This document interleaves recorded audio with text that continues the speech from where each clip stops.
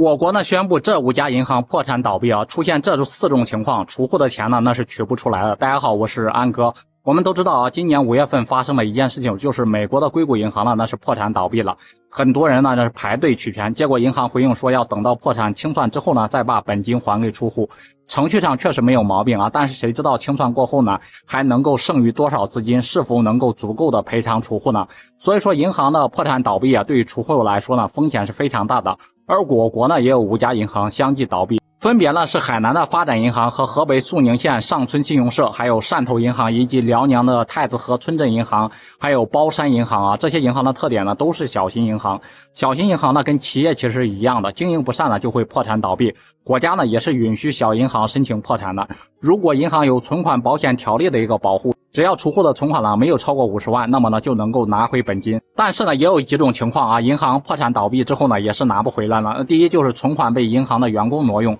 生活中也有过类似的新闻，工作人员利用职务之便呢私自将储户的存款挪用。如果银行破产倒闭之后呢，储户发现了也很难追回来，能做的只能是起诉工作人员，对方拿不出来，储户呢只能自认倒霉。那第二就是超过50万存款的储户啊，存款保险条例里面保的是银行赔付金额是在50万以内，超过的话呢，要等到银行破产清算以后呢，资金不足以赔偿储户的，那只能是少赔或者是不赔了。那第三就是储户在银行里面购买了其他的理财产品啊。保险条例保护的只是存款，但如果说你买了银行的理财产品，比如说保险、证券、股票、基金等等啊，这些都不在赔偿范围之内。那第四就是没有存款保险条例保护的一个银行，我国银行众多，不是每个银行呢都有存款保险条例的一个保护的，个别银行呢是没有参加这个存款保险条例了。这样的话，如果银行破产倒闭了，不管你是存了多少钱，都很难再拿回来了。所以说，存款的第一要素是要看银行有没有这个存款保险标识啊。如果说没有，